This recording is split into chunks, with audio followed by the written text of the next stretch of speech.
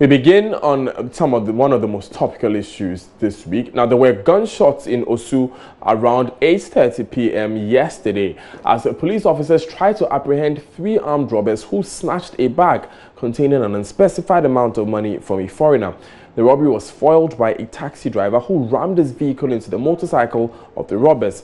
The armed men who tried fleeing the scene were arrested with the help of some residents. Joy News' Maxwell Agbagba has been speaking to some of the eyewitnesses in the area.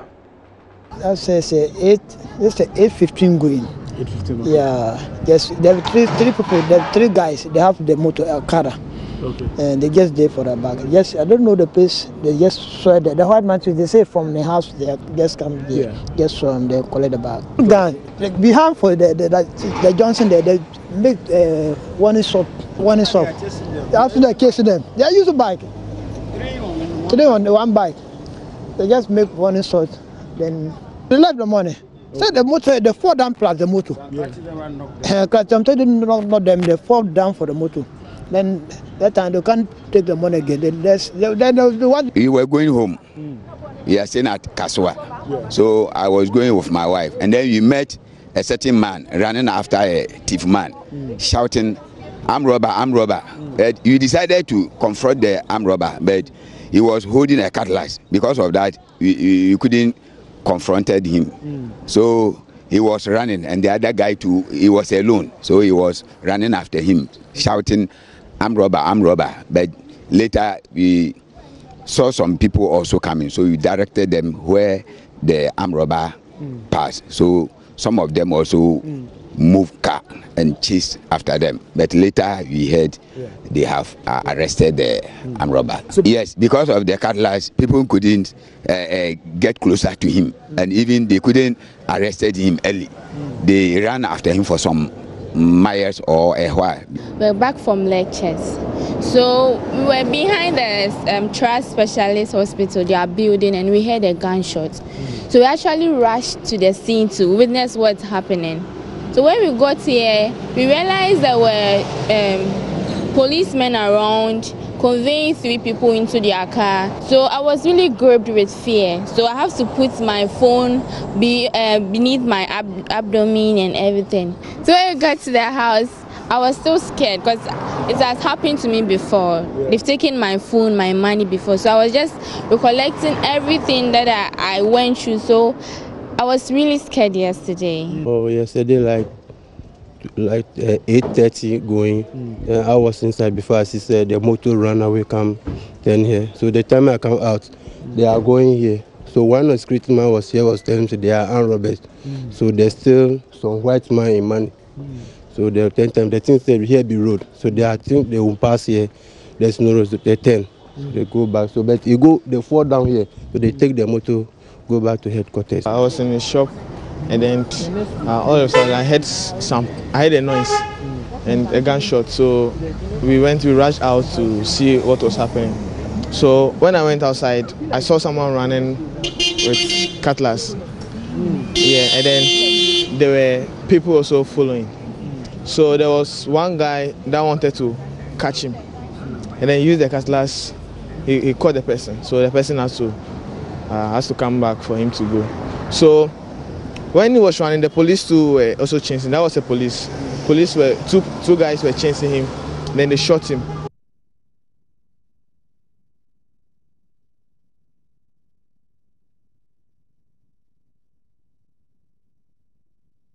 Meanwhile, the Accra Region Police has arrested 3 persons in connection with the last Tuesday's robbery at Royal Motors here in Accra. The 3, all Ghanaians, are believed to be a part of a car snatching syndicate which attacked the automobile company on Tuesday and bolted with an undisclosed amount of money from the secretary's office. They also snatched 3 cars for their escape in the process. Public Relations Officer of the Greater Accra Regional Police, ASP Efia Tenge, disclosed that the 3 were all picked up on Thursday. The police yesterday arrested 3 suspected robbers. One of them is strongly suspected to be among a 4-member gang who attacked and robbed Royal Motors early part of this. The other 2 are also suspected to be involved in series of car snatching in Accra and beyond. Presently, They are being interrogated to aid police investigation. Working on the leads we get, their gang moved from one place to another. So we retrieved a Toyota Corolla, and they have also confessed to the crime. They are leading us in that to the arrest of others.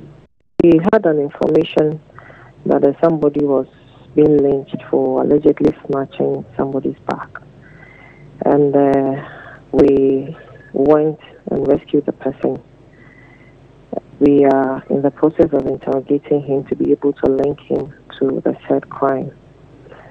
For now, we have not concluded as to his alleged involvement.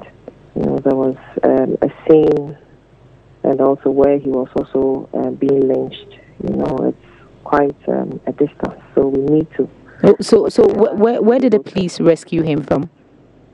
Usu. The alleged bag snatching took place around Country Kitchen, but I think the police also arrested him around the Trust hospital area.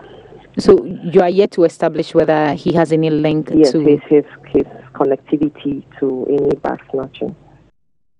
Meanwhile, the Ashanti Regional Police Command is still on the manhunt for a group of armed gunmen who robbed and stabbed to death a 44-year-old mother of 3 on Wednesday at Inginam, a suburb of Obuase. We are yet to get an update from the police regarding Wednesday's robbery in Tema, where a Lebanese man who was an accountant was robbed and killed by armed men after making a bank withdrawal at the Tema industrial area.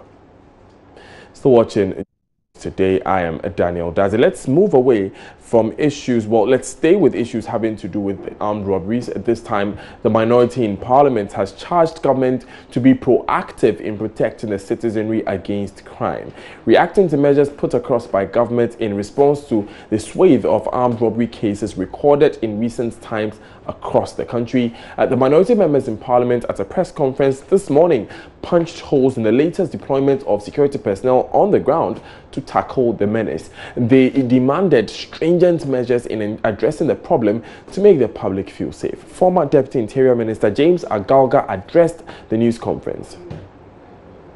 It is the expectation of the NDC and all well-meaning guys that the President will not only denounce acts of indiscipline, but also spell out decisive measures to proscribe all of these lawless groups, as their existence is akin to domestic terror groups. The rule of law must not give way to the rule of the jungle. The President must instruct the Attorney General to wrap up pending the assault of ASP Nanka Bruce. The President must direct the Police Council to review appointments in the police service that has weakened the morale of the police and heightened concern over politicization of certain appointments recently made within the service. The President must put together a bipartisan group as a matter of urgency.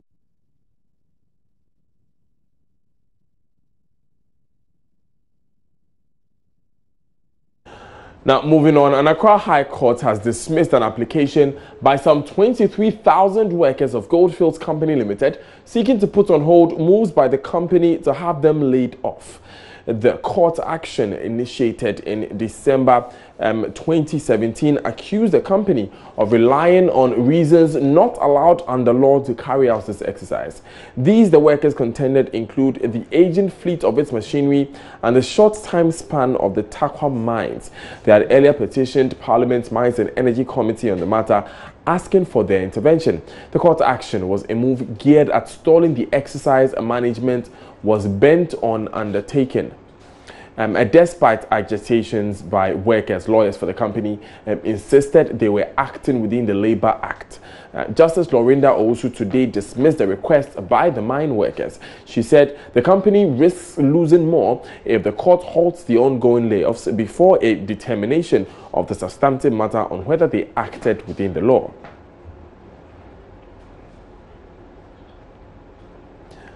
Still watching Joy News today with me, Daniel Dazi. A lot more stories to tell. Stay with us.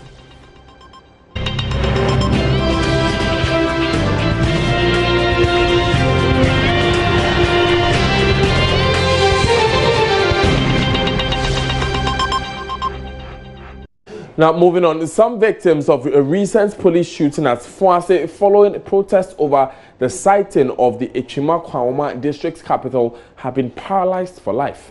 One of them, 27-year-old Kwame Siam, was hit in the spinal cord, rendering him incapacitated. His brother, Jacob Amankwa, accuses political authorities of neglecting their pain. Ohiming Teria is our man on the beat and reports. Residents are alleging police are bullying and intimidating them over their stand in the killing of some natives. They say police have resorted to such acts after they accused them of professional misconduct in a recent shooting, which have so far claimed 4 lives. It comes after the death of a 4th victim of police shooting following protests over relocation of district capital from Fuase to Chedie.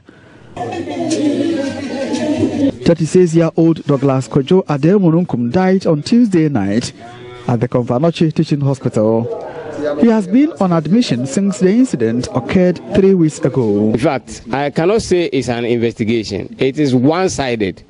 It is one-sided. What they are doing is they are bullying us. They are just intimidating us because they have come for all the bullets, though the live ones, the live bullets. They have come for the rest of it. Whatever we gathered, we gave it to our assembly member. And one morning, we got to know that 3 cars from Central Police Station came armed from head to toe, surrounded his house, and then calling for the bullets. Maybe they think that is our evidence to implicate them, and they want to just cover the whole thing, and then because we are animals, that's why they are treating us like that. Residents say their pain is being compounded by harassment by security agencies who have arrested a youth leader, Elvis Apia. He's being prosecuted for allegedly firing a warning shot. Charged residents deny. Jacob Amankwa is a brother of the latest victim to die. And what they said was that, what I've heard was that they said he fired a gunshot, that is a warning shot, into the air. And it is just impossible for us to shoot ourselves. I heard one lady who shot them, one of the guys, complaining that one of the commanders, the police commanders, who they interviewed just after the case, or the regional minister, saying we shot ourselves, and it is impossible. We were demonstrating for our rights, and we have that right.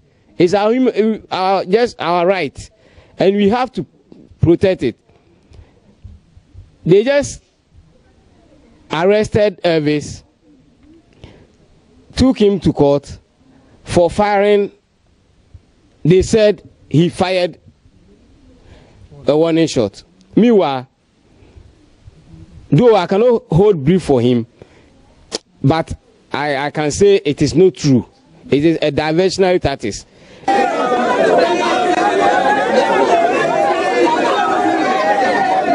From Fuase in the Ashanti region for Joy News, I'm in Interior reporting. Let's go back to Parliament now and speak to Joy News' Parker Wilson, who is joining us on the phone line to tell us more about that news conference the minority is holding about the recent spate of robberies. Parker, what exactly is the minority's issue with the measures government has taken so far in addressing the challenge? Well, Daniel, the minority clearly is not happy with the situation at the moment, and that they claim that if the government says it's competent, then why is it that it is not, or it has failed to protect property and land in the country, and that many Ghanaians are living in a state of fear. And so what they are calling for is that the government or the president should, as a matter of urgency, instruct the Attorney General to wrap up pending cases of attacks on police personnel, including the assault on ASP Nanka Bruce. Now, you remember that there have been series of attacks on police personnel, and according to the minority, clearly, this a situation which the government has failed, and so it is incompetent. Again, they are saying that the government should quickly make sure that they review appointment of police officers, and thus they were making specific reference to Kofi Boakye. Now, they say that when he was in the Ashanti region, he performed so well, but because of political coalition or probably politicization of the police service, the government has decided to relegate such a fine police officer or a talented police officer, and that armed robbers are now on the street with an act of bravado and all of that. Again, they said that, yesterday, government actually said that they're going to deploy the military and the police onto the street so that it can protect lives and property in the country. The minority is saying that is not the way to go, because the challenge itself is about logistics. The police do not have fuel. They don't even have vehicles. So when there's an emergency, when there's a crisis, they have to quickly move their vehicles, but then they wouldn't have the fuel. Again, they don't have guns. So these are the challenges the government should address, and not the deployment of military and the police on the streets, on our streets to curb this attack. So these are some of the concerns they are raising, particularly the issue about addressing the state of armed robbery attacks in the country. So, Parker, you mentioned that the name of COP Kofi Boakye came up in that press conference. What meanings have they been reading, the minority, into the silence of Mr. Boakye's status in the police service currently? Well, according to them, it has weakened morale in the police service because, he commanded a lot of respect as far as the police service is concerned here in the country. And that for such a person, you need him to be on the field. You need him to be on the ground to pick up intelligence, to fight armed robbery attacks, to fight crime and all of that. Now, this is a situation where you have relegated such a person, such a fine talent or gentleman to the IT or research department, where he's not on the field. So some of the policemen are not really enthused about the situation. That is why some of them are even reluctant to fight crime. So this was actually the concern they raised, that government should quickly ensure that they reassign Kofi Boakye, let him go to the field so that he can pick up intelligence and fight crime that has become quite a nuisance in the country at the moment. Kwesi Parker Wilson, he's reporting from Parliament, where the minority in Parliament just held a news conference concerning the recent spate of armed robberies in Ghana. Let's move on to talk about some other issues. And access to potable water remains a major challenge to the number of the citizenry in remote areas of the country. The situation is quite compelling, as quite a number of them resource to drink from contaminated water sources. This has brought a lot of ailments, putting pressure on the victims' pockets as they seek medical care. To reduce the plight of these underprivileged groups of people, a non-governmental group, NGO Water for Rural Africa, has taken up the challenge of providing potable water. So how exactly is it done? Dr. Donald Tinanu Agbomenu is the president of Water for Rural Africa, and he's joining me in the studio. Good afternoon, Doctor. Thanks. Good afternoon. For your time. Thank you. Thank you. So first of all, how many villages have benefited from this project? So far, about 25 villages or communities. But before we continue, I just want to say that this is a very strategic step you've taken as an institution, because you've just finished talking about issues about national security, where armed robbery issues are there. The water situation is equally a national security issue that we need to handle critically. So combining the two on the same stage, for me, I think you need to be applauded for such a wonderful work. So to continue, we have actually affected about 25 communities, and we are equally moving on to see other communities that we can affect across the country. But Water for Rural Africa basically is not focusing on Ghana alone, but other parts of Africa, or Africa holistically. Right. Because when you look at the population of Africa, and also the factor in regards to the rural communities globally are suffering, and the water issue, it's a global issue. And all the international agencies, the UN, the World Bank, and what have you, are handling this issue as a critical issue, and we need to call on all the government institutions, the agencies, and other investors to see how we can look at this as a critical issue affecting the survival of humanity. How many villages do you expect to reach in Ghana in the short to medium term? Let me rather say it in numbers, because at times you go to some of the villages, you realize that it's small, but they are scattered villages. You don't need to do it in every village, but what you have to do is to see a central position where you look at the water table, the volume, and see whether they need a borehole or they need a community water system. But we want to see how within the next 2-3 years, how we can provide water for, how we can provide boreholes, about 1,000 to 3,000. Then we move to the medium term and the long term. So what are some of these beneficiary communities you have affected so far? Interestingly, this whole project began from the Volta region, and we are moving further. You can talk about Avafiadenigba, Dakpa, Avavwe, a very typical village that you find it difficult to even drive into.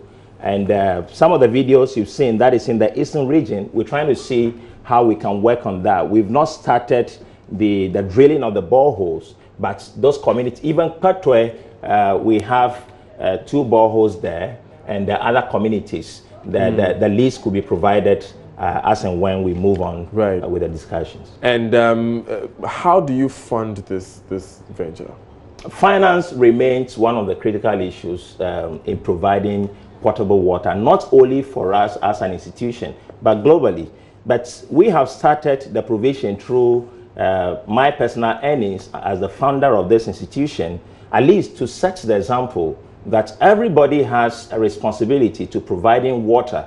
But to a larger extent, we cannot move in removing money from our pockets or through my own earnings, but let's rather institutionalize it so that we can draw the attention of the government and other agencies that see water as a critical issue and invest in it. So we've started with my earnings, my savings, by providing all these waters. And so far, that is what we are doing. Not only the provision of water, but also advocacy, research, and seeing how we can draw the attention of the global community about these critical issues across Africa. Most importantly, since the institution started from Ghana, the focus is on Ghana. Then we move to our neighboring countries, the West African sub-region. Then we move to other critical areas, assuming we want to talk about even the northern part of Nigeria. You look at the Boko Haram situation, had affected a lot of communities, and most of the people are living without water. So one of the key issues, apart from the Ghanaian situation, that we are looking at is how to raise money to be able to provide water for such communities. But as I said, the focus now, we can talk about the northern part of Ghana. Water issue is so critical. And in the community that you have visited, what is the reaction of these beneficiaries? It's so touching, touching with the sense that some are living without potable water for years. Just to bring in something, there was this old lady who told me something. She asked me, "My son, what crime have I committed that ever since I was born, I had never had the opportunity to drink potable water or clean water?" And I was touched by that story. And she told me, "If you care to know, follow me, let's go and have a look at the kind of water I drink." Like you can see, that water is even cleaner. That is the kind of water they drink. So immediately she saw a drop of water, clean water. It was like a heavenly situation. She felt like this is what I should have. And she told me, "Thank you for giving me clean water before I would also join my maker."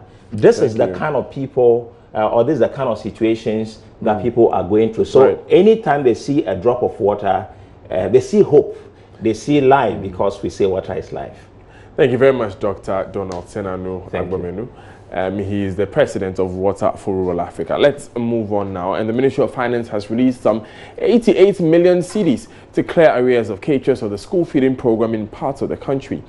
The amount, which is to settle arrears from September to December 2017, will be dispersed soon. Minister for Gender, Children and Social Protection, Otiko Afisa Jaba, announced at a press briefing to launch the Ghana strand of of this year's International Day of Women celebrations that's beginning this term. All students in public schools across the country will have a cocoa beverage each school day. We must secure today and ensure that the school feeding program is sustainable and that good, nutritious meals, hot, are produced. And I want to use today to tell our caterers and the public that finally the Ministry of Finance has released 88 million for the caterers for September to December. We want to use this day to apologize to them for the delay.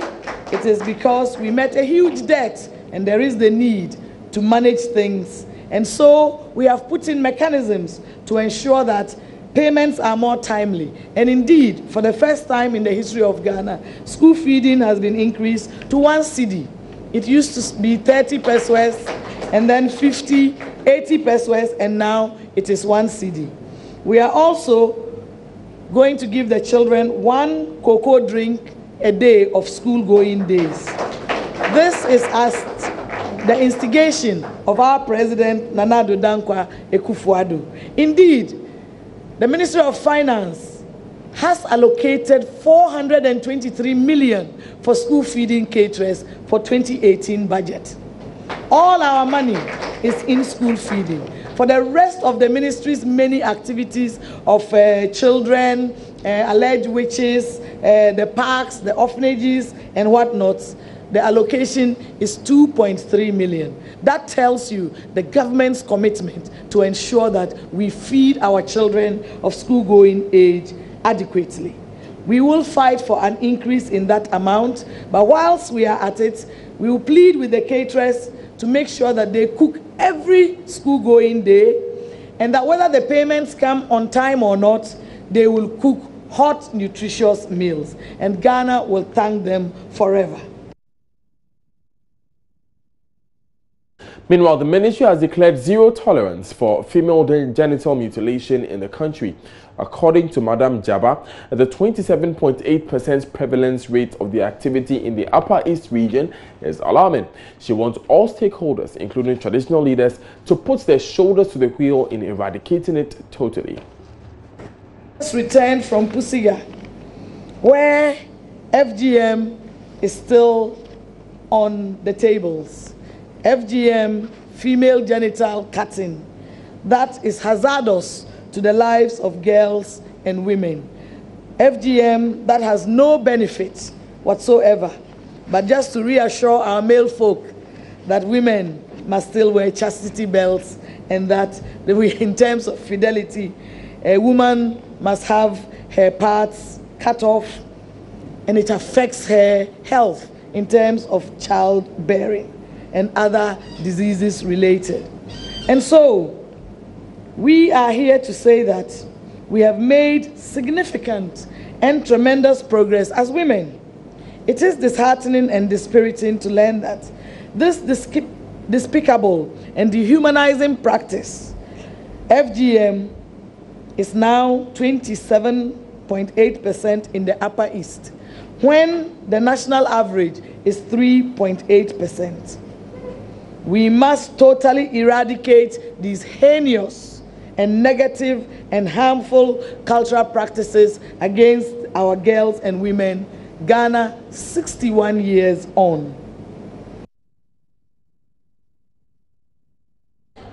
We can now hear the ministry's line of activities to celebrate this year's International Day for Women, which is expected to culminate in a public lecture to discuss women issues. We'll be bringing you that lineup later in the bulletin. But now it's time to take business with Emmanuel Awajiriafe.